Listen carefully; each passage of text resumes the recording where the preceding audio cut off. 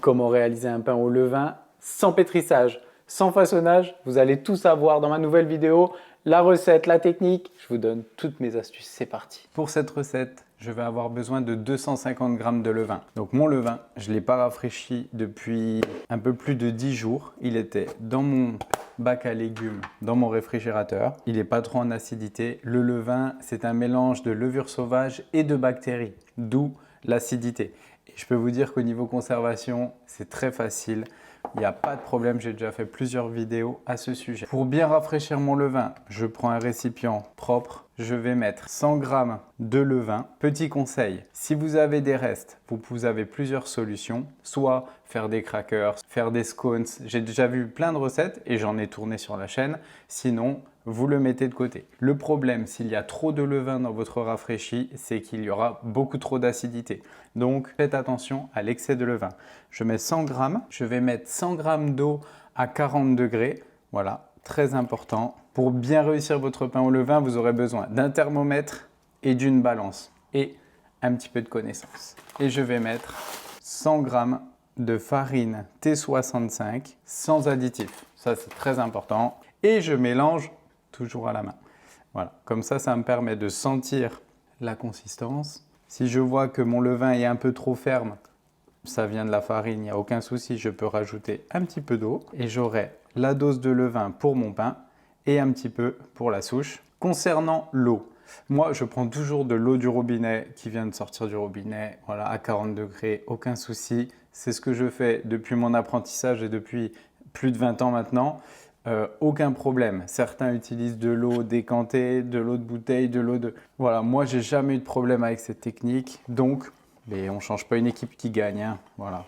Hop, je corne bien pour que mon levain soit bien propre. Niveau consistance, voilà, moi, ce que j'attends d'un levain liquide, c'est d'avoir cette petite pâte à crêpes. Pour moi, c'est parfait. Je dois avoir un mélange qui est à peu près à 27-28 degrés entre mon levain froid, ma farine et mon eau à 40. Et ensuite, pour un pain au levain, le mieux, c'est de laisser fermenter son levain pendant 3 heures à température ambiante, même un petit peu plus chaud. Moi, je vais le mettre à peu près à 27 degrés dans un petit endroit au-dessus d'un radiateur. Et le but, c'est que la fermentation démarre. Je ferme bien. Pendant les 3 heures, soit vous pouvez mettre dans un four éteint, bien sûr, avec un bol d'eau chaude. Ça va monter à peu près l'ambiance à 27-28 degrés. Moi, j'ai la chance au-dessus de mon frigo d'avoir une petite case. Je mets ici et la température, elle est parfaite. Et on se retrouve dans 3 heures. Après 3 heures, mon levain a bien commencé à mousser. On voit que c'est parti en fermentation.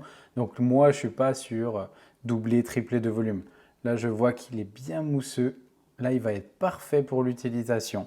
Donc, j'ai préparé un récipient avec 750 g d'eau et ma température de base, c'est 70. C'est-à-dire que mon eau, elle est prévue à 28 degrés, tout simplement car je pétris à la main.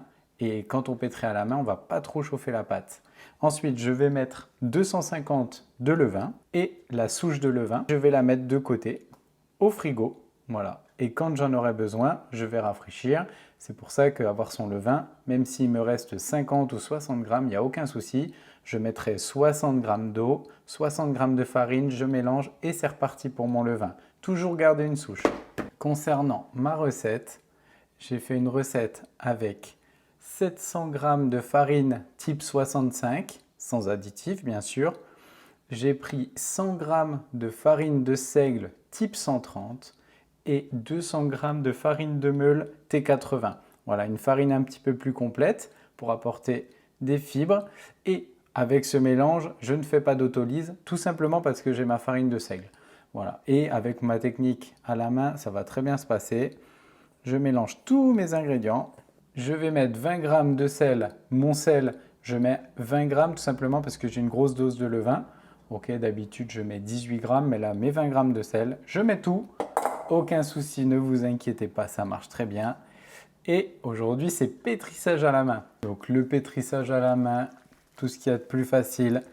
Je mélange tous mes ingrédients en même temps. Et il n'y a pas besoin de taper la pâte, vous allez voir. Tout va se faire naturellement. Ça va me prendre 2 minutes. Je vais faire un premier phrasage. Le phrasage, c'est le mélange des ingrédients. Voilà, ma consistance est bien. On est à 75% d'hydratation. On a du seigle, de la meule. C'est parfait. Et après 2 minutes, je vais corner un petit peu ma main.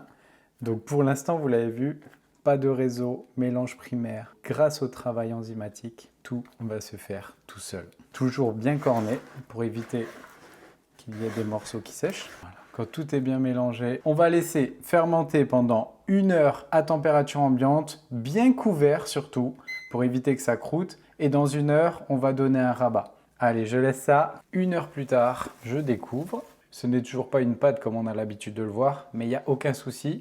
Le réseau va se créer automatiquement grâce à l'action enzymatique. Vous avez vu, j'ai toujours un petit bol à côté de moi avec de l'eau et ma corne. Voilà. L'eau, ça va permettre que votre main ne colle pas si vous travaillez vite.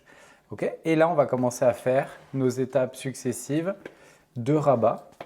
Donc, on va juste tonifier en gros notre pâte. C'est normal qu'elle ait cette forme-là et cette tête-là. Il n'y a aucun souci. Si ça colle trop, vous retrempez les mains dans l'eau. Et vous voyez que le réseau, il se crée automatiquement. Là, il est presque créé. En 1 heure à peine, on voit que les bulles d'air là commencent à être retenues. C'est que le levain était en pleine forme. Parfait. Ce qui compte, c'est d'avoir une petite ténacité, une petite résistance. Pas plus, 1 minute. Je corne. Je remets ma corne dans mon petit récipient avec de l'eau. Comme ça, tout sera prêt. Ma main n'est pas trop sale. C'est super. Je couvre. Et à ce moment-là, je vais laisser fermenter, pareil, à peu près 1 heure à 1 heure et demie à température ambiante. Ça sera très bien. Après très exactement 1 heure et demie, donc là, j'ai bien laissé ma pâte démarrer. Je vais vous montrer ça. Là, on voit qu'il commence à avoir des petites bulles de fermentation. Là, je vais redonner encore un petit rabat. Je vais prendre un petit récipient pour mettre de l'eau, un tout petit peu plus grand. Comme ça, ma corne peut tenir et je peux tremper ma main dedans. Et toujours pareil, je vais venir étirer. Là, vous voyez que le réseau, il est fait. Si je trempe bien mes mains dans l'eau, je vois qu'il y a un réseau qui commence à se créer, le fameux réseau glutineux. Et j'ai pétri en tout et pour tout 2 minutes. Hop, et allez, je vais retirer encore ma pâte. J'y vais sincèrement, je fais un mouvement toujours dans le même sens, je ne m'arrête pas. Et là, si je veux prendre ma pâte, aucun souci. Voilà, la pâte est parfaitement pétrie. Elle s'est pétrie naturellement. Mon rabat est fait. Je vais laisser encore en fermentation. Le but dans cette technique, c'est d'avoir un très long temps de pointage pour bien développer la fermentation. Là, ça fait 2 heures et demie. Okay, je vais laisser encore 1 heure et dans 1 heure, je vais diviser et je vais mettre en bannetton toute la nuit au frigo. Vous allez voir, le résultat va être exceptionnel, les amis. Au bout de 3 heures et demie, très exactement, ma pâte est prête. Donc, je vais préparer des petits bannetons en osier ou alors j'ai prévu aussi juste tout simplement un petit récipient, un petit saladier. Je vais mettre un petit linge dedans. Donc, ma pâte est bien en fermentation. Je peux fariner à ce moment-là, il n'y a aucun souci. Une fois que mon pétrissage est terminé. Et donc là, on a une pâte qui est hydratée à un peu plus de 75% avec du levain. Donc, vous étonnez pas, si ça colle, c'est normal. On va se munir d'un petit coup de pâte plat, un petit peu de farine et ça va nous permettre de travailler notre pâte très facilement. Je vais diviser en 3 pâtons d'à peu près 700 grammes, mais vous pouvez ajuster. N'oubliez pas que chez vous, les gros pains ont souvent du mal à cuire. Donc, mieux vaut privilégier 2 petits pains qu'un gros pain. Donc, vous prenez bien votre coupe-pâte. Tous les mouvements vont se faire avec votre coupe-pâte plat dans la main droite. Voilà, vous allez pouvoir donner un petit peu de force. 700, parfait. J'ai 2 pains à peu près à 680 et un pain à 550. Je vais fariner. Je travaille toujours avec mon coupe-pâte plat et je vais faire une mise en forme bien boulée. Ça va me redonner un peu de force. Je vais vous montrer ça en vue du haut, ça sera plus facile. Alors, le plus simple, vous prenez 2 coupe-pâte plat. Hop. Ça vous évitera de trop fariner, bien que fariner n'est pas interdit sur ce genre de pain. Ça vous permet surtout de pouvoir déplacer vos pâtons très facilement. Donc, je farine un petit peu. À l'aide de mon coupe-pâte, je ramène la pâte vers moi. Et si je travaille vite, ça va bien se passer. Voilà, c'est des pâtes avec du levain. très hydraté. Donc, il faut travailler spécifiquement pour que ça marche. Je vais décaler mon pain sur le côté. Pareil pour le dernier. Voilà, vous prenez votre coupe-pâte bien à plat et vous décalez vers la gauche ou vers la droite. Et ça va tendre votre pâton. Et on va laisser pendant 10 minutes en détente. Pendant ce temps-là, on prépare les bannetons en osier avec le linge. C'est parti. Je prépare bien mon banneton sur le côté. Je prends mon pain, je le retourne. Et ensuite, je vais venir rabattre. Voilà, dans ce sens. Ça va changer un petit peu des façonnages traditionnels. Voilà, le but, ça va être de tendre sans s'embêter. Hop, je pince et ensuite, je prends mon banneton et je dépose dedans. Voilà, tout simplement. Donc mes pains ont bien démarré leur fermentation. À ce moment-là, vous avez plusieurs solutions quand vos pains ont bien commencé à fermenter. Vous pouvez soit attendre 1 heure et les mettre au four, à température ambiante bien sûr. Sinon, moi ma petite technique, ce qu'on va faire ensemble, on va les placer au réfrigérateur à 4 degrés et on va les cuire demain matin à froid. Vous allez voir, le résultat est magnifique en cocotte. Donc je place ça au réfrigérateur et on se retrouve demain. Ciao! Jour 2, je vous explique comment ça va se passer. On va faire quelques petits ajustements. C'est parti! Pour commencer, je vais faire préchauffer mon four. Le mien, c'est chaleur au bas plus ventilé. 250 degrés, c'est la cuisson du pain généralement. Et je préchauffe ma cocotte à l'intérieur de mon four. Aujourd'hui, version simple. Donc je préchauffe bien ma cocotte. Au niveau de mes pains, il me reste 2 pains qui sont bien au frigo. Le troisième, je l'ai placé en haut.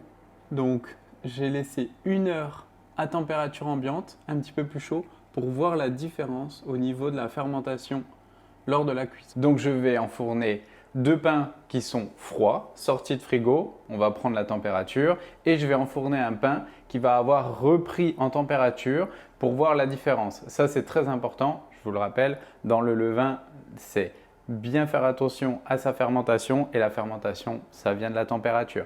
Allez, dès que c'est chaud, on passe à l'enfournement. Pour commencer, on va regarder un petit peu nos pains.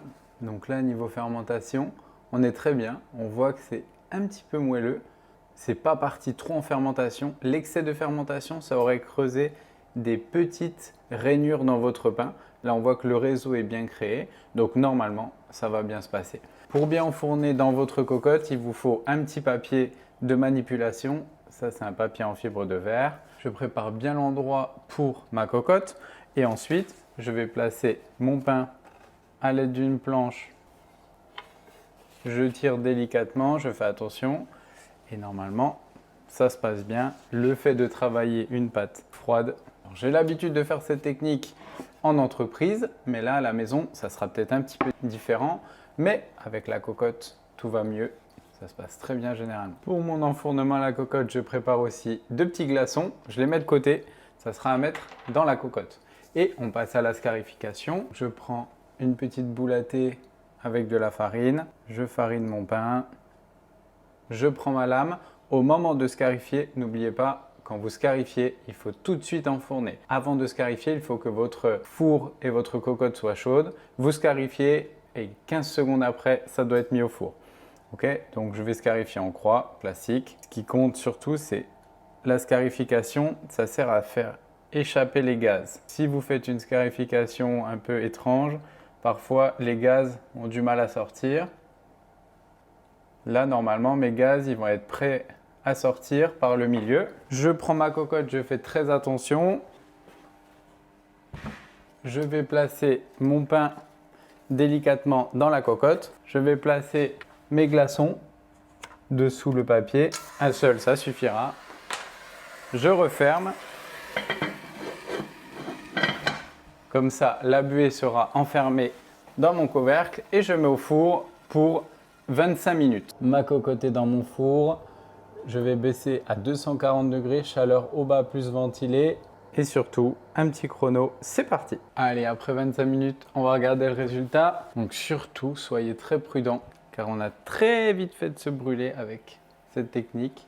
On est pas mal du tout, hein? Un joli pain. Après la cuisson avec le couvercle, vous allez laisser sans le couvercle pendant 15 minutes à 240. Donc on repart au four. Allez, on passe à la suite. À ce moment-là, on fait très attention et on va placer notre pain sur une grille. Le dessous doit bien sonner. Je profite que ma cocotte soit de sortie. Je vais enfourner mon autre pain qui est resté pendant 1h15 à température ambiante. Donc la pâte va être un petit peu plus chaude. Ça pourrait favoriser le développement. On va voir ce que ça donne. Donc je retourne. On voit que la pâte se tient bien. Ça va bien se passer normalement. Je farine un petit peu. Bon, le pain il est un tout petit peu plus gros. Un petit marquage. Tout est bien en place. Je mets mon glaçon sur le côté. Je dépose mon pain dedans. Je ferme ma cocotte. Bien centré surtout, ça c'est important. Et je passe à la mise au four pour 25 minutes. C'est parti. Et on y va pour le deuxième pain. C'est parti.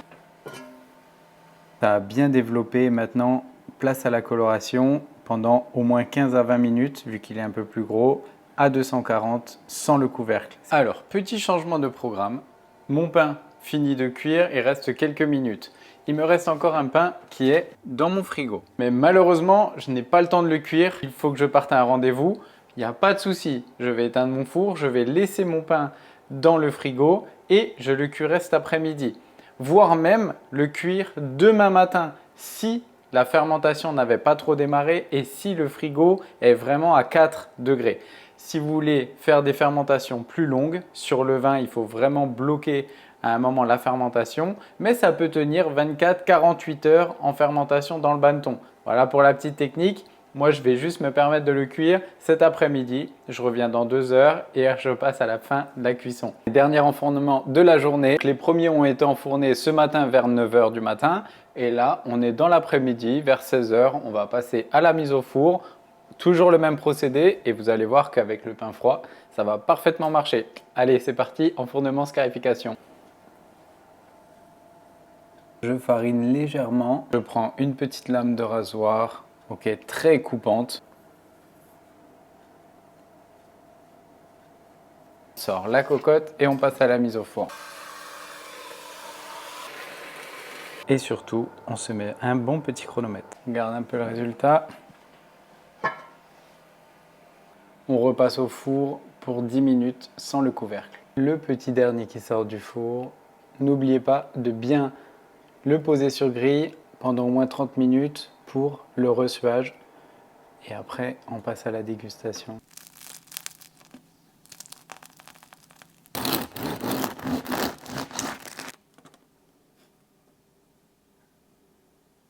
Bon, qu'est-ce qu'on attend d'un joli pain au levain qui croustille? Là, on a un très bon goût d'acidité. Là, vraiment, on a une fermentation qui est vraiment contrôlée, maîtrisée, le contrôle des températures. Donc, ce qui est important et intéressant avec cette fermentation au levain, c'est que le levain est fait à partir de farine de blé T65 et il n'apporte pas trop d'acidité. Pas comme les levains de seigle ou un petit peu plus typés. Là, on a un levain qui est parfait, très lactique. Rafraîchi, 3 heures après vous faites votre pain, vous avez tout pour bien faire. Regardez ce petit résultat, celui-là il est encore chaud mais quand je vais le couper, il va être exceptionnel. Les amis, j'espère que cette vidéo vous a plu. Partagez toutes vos photos sur Insta, @boulangerie_papa et je vous dis à très bientôt. Ça sent bon ça.